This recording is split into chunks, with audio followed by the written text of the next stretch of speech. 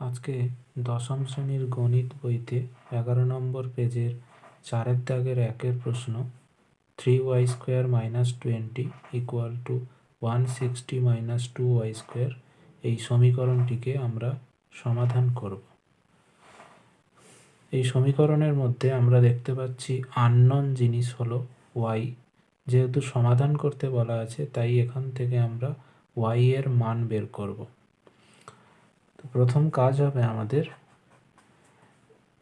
এখানে টোটাল আমরা দেখতে পাচ্ছি 4টে টার্ম আছে। এই 4টে টার্মের মধ্যে যে টার্মগুলোতে y আছে সেগুলোকে বাম দিকে লেখা, এবং যেগুলোতে y নেই, যেমন 20-র মধ্যে y নেই, 160-র মধ্যে y নেই, এগুলো ডান দিকে লিখব।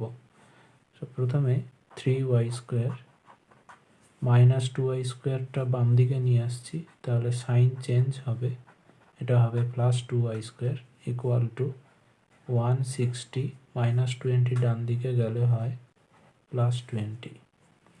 নেক্সট লাইনে আমরা পাবো 3y² + 2y² means 5y² = 160 + 20 means 180।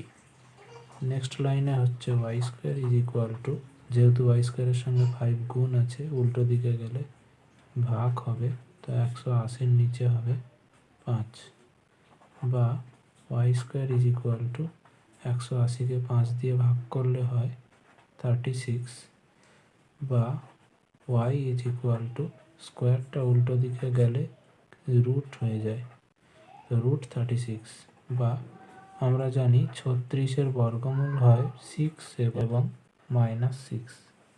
তাহলে শেষ লাইনে আমরা লিখব, অতএব নির্ণেয় সমাধান